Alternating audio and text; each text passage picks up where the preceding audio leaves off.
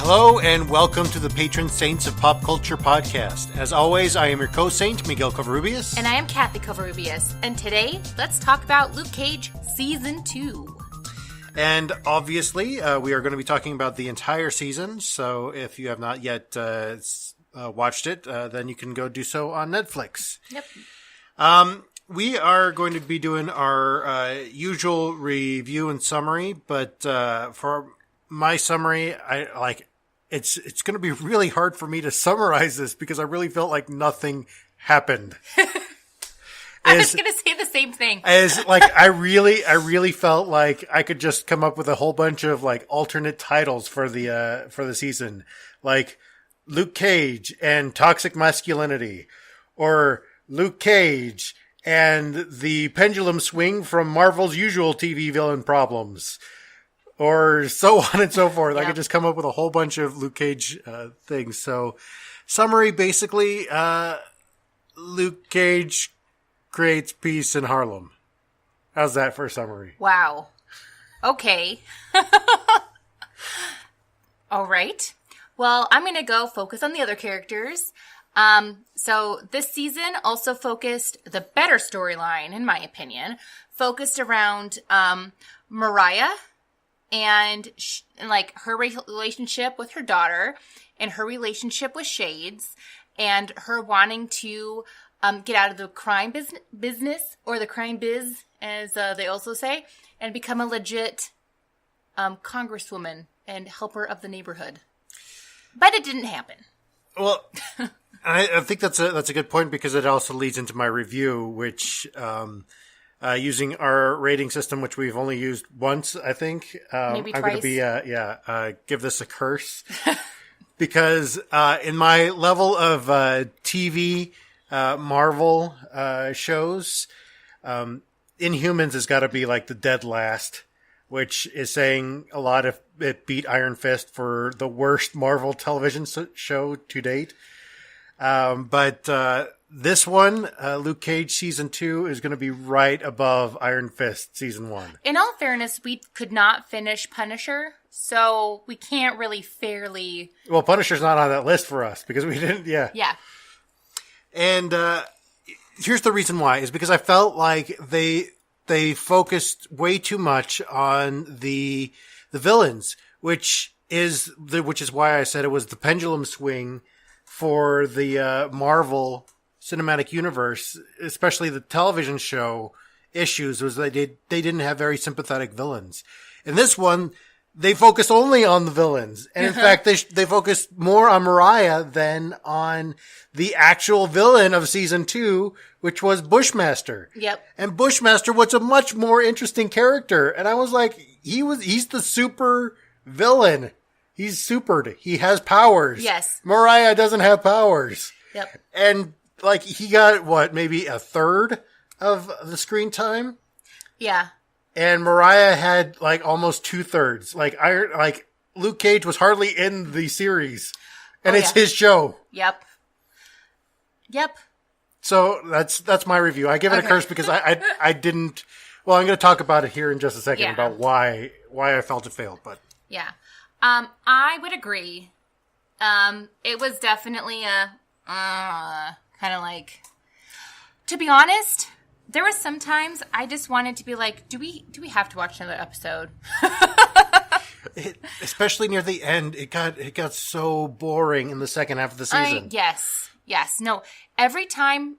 I mean, this is how much I was more focused on like Mariah and like Shade's side of the story. Every time Luke Cage was on the screen, I like totally just zoned out. Like, he didn't appeal to me whatsoever. He was like whiny and complainy, but we'll go more into that. But as soon as like Shades and Mariah popped up, I was like, oh look, more like dimensional characters, like something that's really like, I can actually relate to them in some way, in a weird way, even though they're criminals and I'm not a criminal. But even with Bushmaster, for goodness sake, I could relate more with Bushmaster this season than I could with Luke Cage. And what's sad is that the best episode for Luke Cage was the one with Danny Rand. I know. Was the one with Iron Fist. I would have to argue Iron Fist this season was the best Iron Fist. Out of the three them. series, Yes. out of Iron Fist and Defenders. He was in one episode, but he like outshined like Luke Cage. He outacted Luke Cage, which is horrible. I don't know what happened. I don't know if it was the writer's fault, the director's fault, the actor's fault, all three, a combination of them. I don't know. Yeah. By the way, go back and listen to our Iron Fist episode because we also did not like Iron Fist, but we still pulled some stuff out of it. Yes. So I really want to spend some time talking about Luke Cage as a character, and especially this season, about what went wrong. Primarily because I feel like this leads more to the moral philosophy for the season. Yeah. Is that there were points that they wanted to make. They were very evident. They were very heavy-handed on the issues that they wanted to make. But in doing so, they completely missed the point of what they had built in the first season. Yeah. Heck, what they built starting with Jessica Jones, for goodness sake. Exactly. And when I went back to check to see if the writer, the same creator and writer, did the second season, he did. And I was completely surprised by this because the first season, in my opinion, he did such a great job of doing something brand new. He integrated music and the action and everything, the storyline in such the cinematography in such a way that it just made it just a beautiful, engaging thing to watch. And then I don't know if he listened to the studio execs or his critics too much, but it completely flopped. Mm-hmm. Like the first season, his metaphors, his issues that he was tackling weren't like super evident. They weren't as heavy-handed as he was in this one. Yeah. And in fact, the characters spelled it out.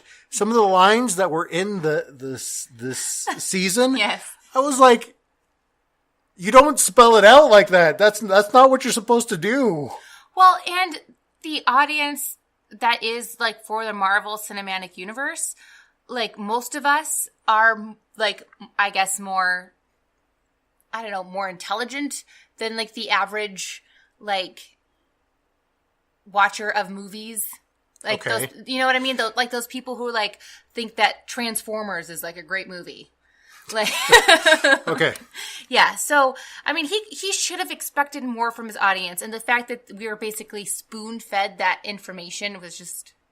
It was throughout the entire season. Yeah. And the most subtle points that were made by the villains.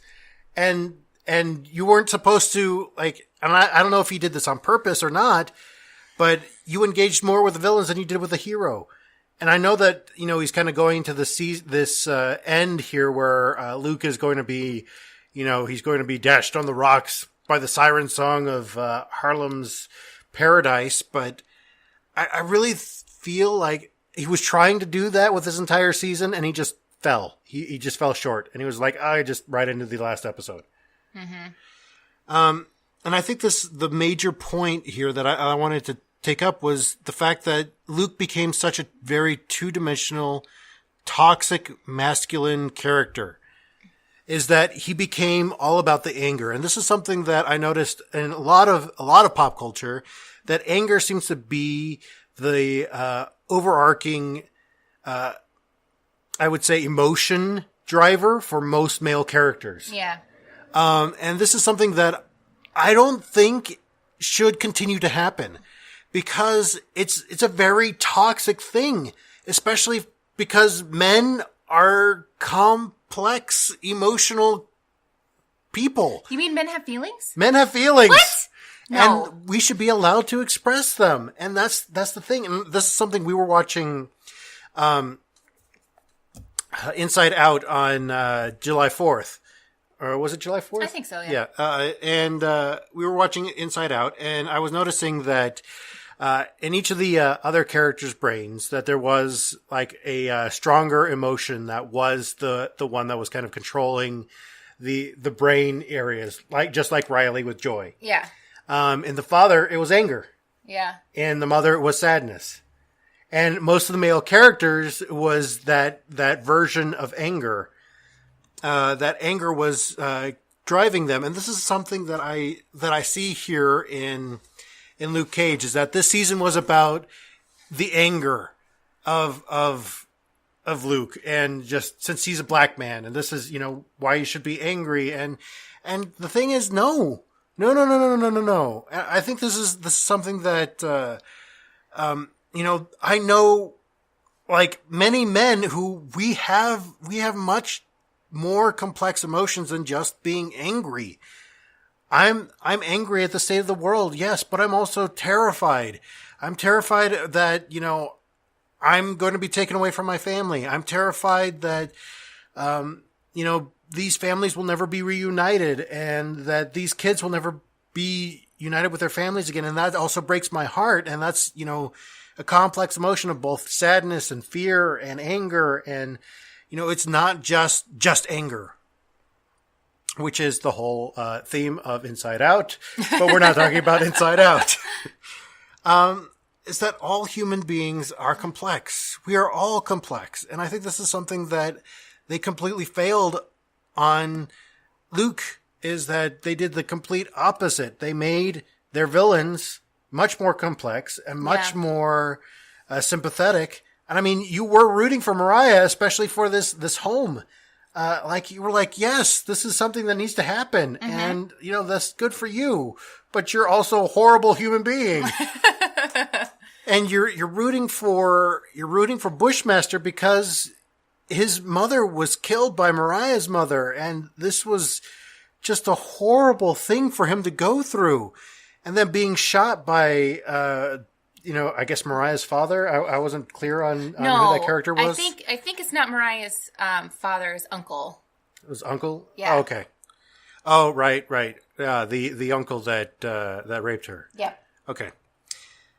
And all of these things that you're like, oh my goodness, this is such a horrible, horrible upbringing. No wonder they're kind of in this situation and doing the things that they're doing. Yeah. And you would think that Luke, someone who went through some horrible things himself, would understand these things and not just be two-dimensional and be like, oh, I've got to kill Mariah, or, oh, I've got to kill Bushmaster. That was his entire character arc throughout the entire season. Oh, I've got to kill them. No, you don't have to kill them. Wait, I don't have to kill them? Well, and the fact that he, was protecting Mariah, but not protecting Mariah, but then protecting her again, but not again. It was just I don't know. I was kind of over that. And when he was protecting Piranha and finding out about Piranha and that he was an actual human being as well. Mm-hmm. And see, this is the thing that I'm unsure if this was the subtlety of the writer for this, that it just completely failed, or if it was. And I think that he could have done a great way of showing this for Luke. It was that a character arc of showing that Luke, that things are gray. Yes, there are more than just the black and white in being a hero. And, he could have shown that in his character arc a lot more without it being overt, without it being just, laid out there for him. I almost think that when Luke found out that there were other, sides to the story and, the supervillains or the villains weren't just being villains just to be villains, it was almost like he was annoyed by it. He was annoyed by it, yeah. And then he was going to be like, oh, I'm just going to be stubborn and just want to kill them anyway. Yeah. And I don't know. I know that they threw in his dad in there to try to add some more complexity to the situation, but it's still I didn't get the whole thing. Him being mad at his dad, but then him being okay with his dad. Yeah. I don't know. I didn't get that whole thing. But then again, like I said, almost every time he came on the screen, I just kind of zoned out. Well, I think the dad had a lot of good points, and this was, I think, and he said it several times to him, is that not everything is black and white. Not everything is cut and dry like that. And this is the thing, was that it was laid out for him. It wasn't a character arc for him. It was just people just continually beating it into his head. Yeah. And just this was something that I think he could have realized as a character rather than just being this two-dimensional. And I really want to put on that, and just to reiterate my point here, is that this feeds into this whole toxic masculinity thing, is that men are meant to be just silent, strong, whatever. No, we're not. We're human beings. We have emotions. Mm-hmm. We feel them. And just as much as women feel them, just as much as anybody feels an emotion, men feel them. And that the societal norms shouldn't be the way that we base our characters on. And I think this is that Hollywood has been doing this for way too long. And I think this was poison for Luke Cage. Yeah. In my opinion. Yep. I agree. I think that's another reason why I found him so boring. Because it is a thing that I've seen over and over again. Well, exactly. And the villains were much more sympathetic, much more complex and available characters. Mm-hmm. Like even Shades. I like Shades a whole lot more this season. Like I saw him as a human being. Yeah. Yep. And the whole Luke getting mad at him at the end was like, don't come back here and blah, blah. I was like, dude. He helped you out. He helped you. I know. Like, he's a human being. Treat him like a human being. Yeah. Yeah. Anyway, let's talk about crime. That was a good segue, right? I was setting it up for you by bringing up Shades, but okay. Oh, okay. Yeah. But let's talk about crime. So yes, I'm going to go ahead and yes, I'll admit one of the reasons why I liked it when Shades appeared on the screen is because, yeah, he kind of is eye candy. Just a little bit. Can't deny that. I have a thing. Well, it's Latino, so, Like I said, I have a thing. But one of the things that made him so interesting, the reason why I, watched him on screen, besides the fact that he's, pretty handsome, also because he, his storyline with Mariah, as I said, was the more interesting story to me. Throughout the whole entire series, him and Mariah were planning on doing what they needed to do to end the life of crime. Both of them, that was their goal. They were going to get out of the crime business and they were going to be legit. Yep. They're legit as in, real people who don't commit crime, I guess. Yeah. Versus fake people who commit crimes. I'm just kidding. And time after time, he's the one that brings up the good ideas. Even though, Mariah separated herself from her family, she tried to space herself away from the crime. It was after her death of the cousin that she started to get more into it. He's the one that had more crime experience than she did in terms of, being actually involved in crime.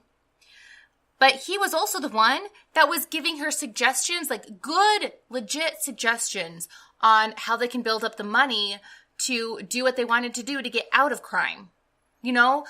She was so focused on trying to sell her family business, in quotes, the gun trade. Yeah. That. The last of the hammer weapons. Yes. Yes. That, and he kept on just suggesting, just sell the painting. You don't need to do that. Do whatever you want to do, but that painting is definitely going to be plenty of money. Yeah. Which is, one, more legit. Two, is so much easier. People, I don't know. I mean, I shouldn't say it's so much easier. I'm assuming that selling expensive art is easier than selling, a secret gun trade business. I don't know too much about either, but my life experience would say that selling art is a little bit more easier to do. Okay. I don't know. Do you have any ideas on that? No. You'd agree with me on that? Sure. Okay. Sounds good. And it made me really frustrated because he was trying to give her good, legit, ideas. And she, at every single turn, was like, nope, I'm going to do this. Nope, I'm going to do this. Sorry, this is my plan. We're going to stick to it. I don't want to listen to you. We're going to follow my plan. Mm-hmm. And I kind of get it. I mean, her being the last line in her family besides her daughter, trying to run the business, her, trying to show, no, I am a powerful businesswoman. I get it. But sometimes, no matter who you are, you have to acknowledge a good idea when you see it. Yeah. Yeah. And one of the things that I really liked about Shades is that we find out why he wanted to turn away from crime. It wasn't just that, he was, sick of running away from the cops and all that. It had more to do with his neighborhood. Like near the end of the season, he talks about how like he saw, I think it was an arcade or like a candy shop or something like that he used to frequent as a kid. Oh, it was a restaurant. A restaurant. And how one of the rival gangs in the area goes in and beats the owner and like robs him blind. And he said that never would have happened before. And he didn't want that to happen again. Like it really took a huge toll on him. Like it really got him thinking that he needed to turn things around. And sometimes people kind of have to go through moments like that where it actually affects them in real life before they can actually make the change. Well, I think throughout the entire season, he wanted out. You saw the way that he looked at Mariah, the way that he stood up to Comanche about her and stuff, because she was that symbol for him of getting out. Yeah. And I don't care what you say, like, he clearly loved her more, and she was more using him as just kind of, he was there. Yeah. I don't know, that's my feeling. He was the one that got the dirty business done for her. Yeah. And the fact that he had to kill his friend, just like really, yeah. I mean, the fact that he still, after that, still went back to her, like, just like really blew my mind, even though he was heartbroken by it. So, I mean, let's stop talking about, fiction, and let's move more into the world of nonfiction. Shades, he lives in a fantasy world where writers can write him a happy ending, whereas most people in crime don't have that luxury. We don't have a writer who can just write us out of a bad spot.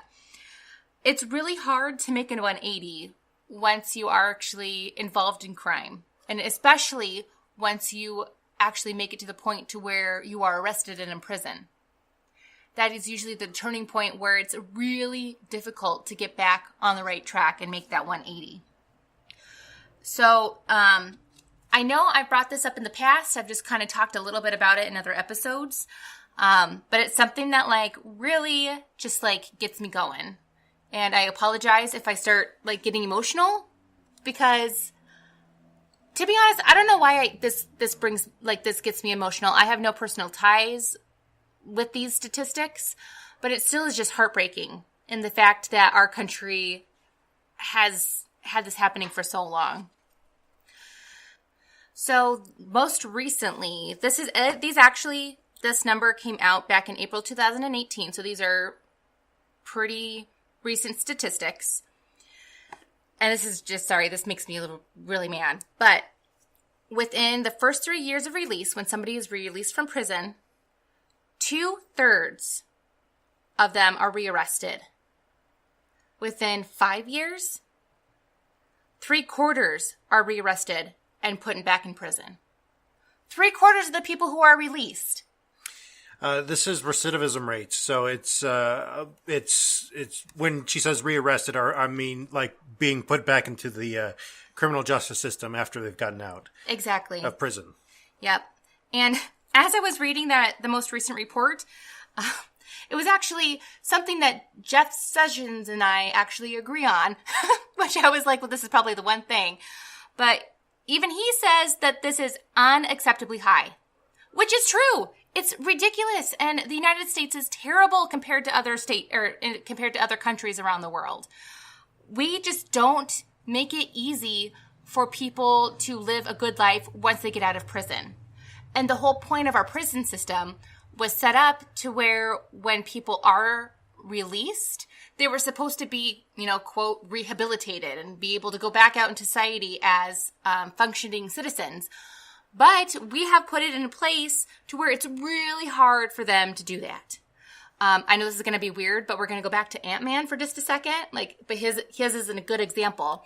So if you watch the movie Ant-Man, spoiler alert, if you haven't watched Ant-Man, you should skip the next minute or so. But he gets out of prison and immediately has a hard time finding work. And like the only work he can find is at Baskin Robbins. And he was working there for a while. You know, he's a good employee. He's doing his job. Then they find out he was in prison and they fire him. And this happens in real life. Like, that is a real thing that happens all the time. In fact, the fact that he actually got a job to begin with is really lucky, because most of the time they can't find a job right away. Well, and you saw in the movie that he had to change his name so that they wouldn't find out about Yes. this. And this is, this is even a statistic with people who have ethnic sounding names. I think Freakonomics did something on this, where if you have, like, for instance, my name, Miguel Covarrubias, I mean, my name on a resume, people are going to pick Michael Caves over Miguel Covarrubias because he has according to the study, he has a more white sounding name. Yep, it's true. Or an easier sounding name. It's true. Unfortunately, in my quick little research, I wasn't able to find like the statistics between the recidivism rate between minorities and people who are white. But do I really have to find that number? We all know it's higher for people who are minorities. Mm-hmm. We all know that. In fact, it's higher the reason why it's higher for minorities, there's a couple of reasons. One, they tend to be of lower economic class, which means that most of them don't have a good education. If you don't have a good education, it's hard to find a good job. Heck, most entry-level jobs nowadays want you to have a 4-year college degree. Yep. And they pay peanuts. So if you get out of prison, you haven't gone to college, and you come out and you hardly have any work experience because you've been in prison, what are the likelihood of you're going to land a good job?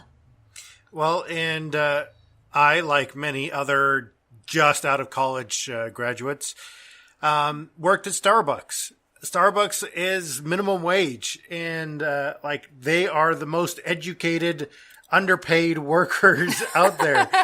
Next time you're in Starbucks, you can ask almost any barista on the line what degrees they have, and almost all of them will have degrees or either working on their master's degrees or their doctorates. And the sad thing is, that's pretty much going to be the height of their careers when they get manager at Starbucks, and they're not going to be able to do anything with their academic skills anyway. And that's people with an education. Yeah. I mean, just imagine those people who are coming out of prison without an education. So one, because they can't find jobs right away, and that's actually one of the things, if somebody is able to pick up a job like immediately out of prison, the recidivism rate drops drastically.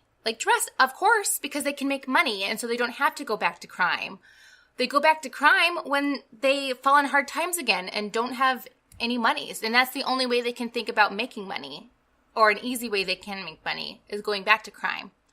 Also, too, 51%, this is back in 2010, so it's probably different, but 51% of the inmates in prison were there on drug-related charges. And as we all know, the majority of drug-related cases involve marijuana. And that's why it was such a big deal when President Obama decided to, what is it called? He released them from prison, but there's an actual word for that. Pardoned. Yeah, well, he released a bunch of people from prison who are in there on marijuana charges. And if we just legalize marijuana across the board, across the United States, bam, that problem would be virtually solved. I mean, there's still going to be cases for other harder drugs. Yeah. But the majority of people who are in prison on drug-related charges have to do with marijuana. Yeah. And it's not even them being dealers. It's going to be those, possession charges. Exactly. For small amounts, for just a single joint, you can be in prison for years, which is ridiculous. I believe that it was W. Kamau Bell who, on his documentary series, where he went and spoke to other men in prison, there was this guy who was in there for life because he had an ounce of marijuana. Yep.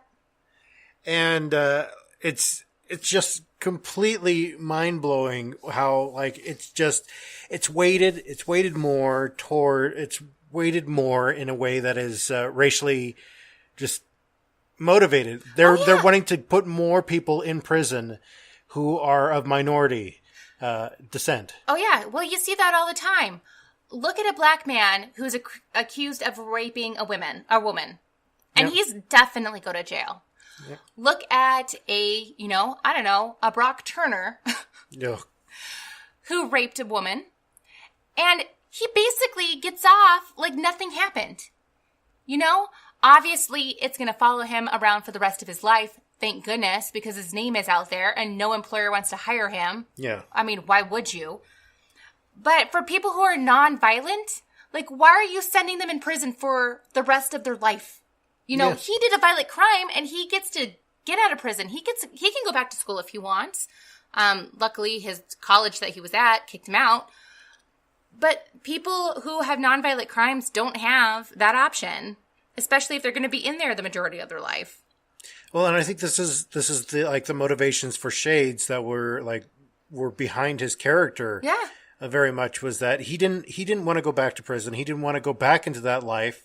And this was his entire thing was, he didn't want to be a gangster anymore. And then at the end, he was like, okay, I guess I got to accept it because I have no other choice. No, in fact, I mean, he begged Mariah to just go ahead and let him handle the club, and that was his way of, having an actual legit job.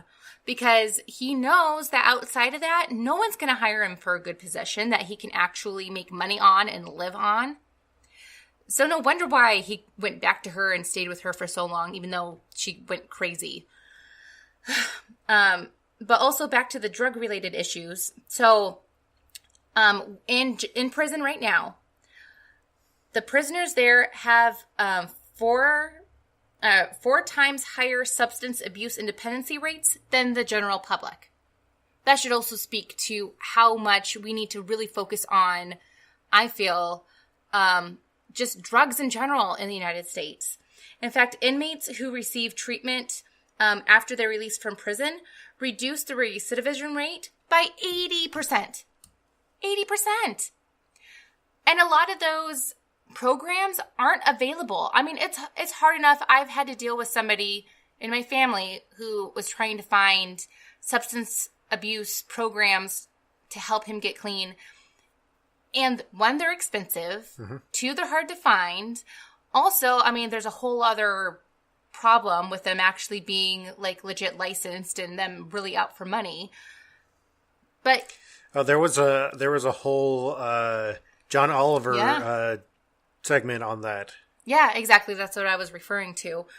But still, even if they can get some kind of treatment, reducing the recidivism rate by 80%, I mean, that's a huge difference, especially the fact that so many of them are in prison because of drugs. Well, and I think this is very, very interesting because a lot of these, they're exalted by the evangelical group once they get out of prison, because they have a larger witness, as it were, because of these like scared straight programs and all of these other things that, scare these kids into not doing these horrible things, but they don't really address the larger issues. Yeah. Like for Shades, it was because he grew up in a rough home with, little to no opportunities. And, we talks about this with Comanche and with Luke saying, he's a part of Harlem as much as, Luke is. And so. Yep. And I do have to give props to Mariah because her family refused to get involved in drugs because they knew the impact that drugs had in the community. And I know this is weird, they were okay supplying everybody with guns. Mm-hmm. I mean, what does that tell you? Like a crime family who's concerned about the community thinks that drugs is going to be a worse impact than guns.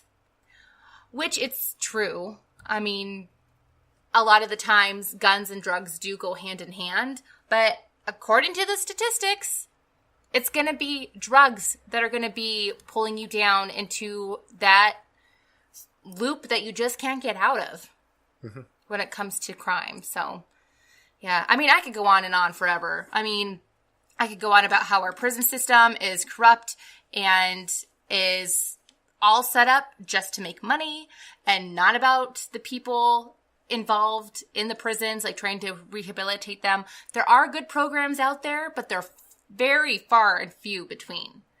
So, I don't know. Look it up. It'll make you sad.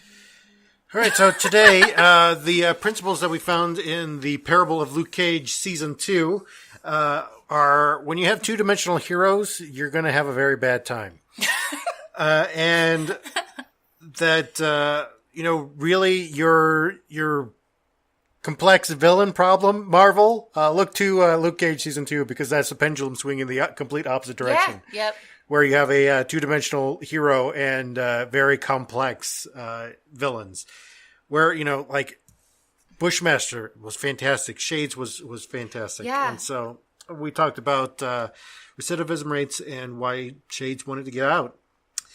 So and why it's hard for him to get out. Yeah. This is what we're working on. Next week, we're going to be talking about Glow, Season 2, because we were able to watch that almost entirely within like a few days. Glow makes me so happy. Yeah, it was great. The Season 2 was incredible. It's going to be a good episode next week. We're going to talk about that. Handmaid's Tale. Of course, the season finale is airing this week. So this gives us another week to kind of digest, regain our come back out of that depression pit that Handmaid's Tale Season 2 has kind of put us in. And so we'll be able to talk about that. It's probably going to be a 2-part episode like the first season was.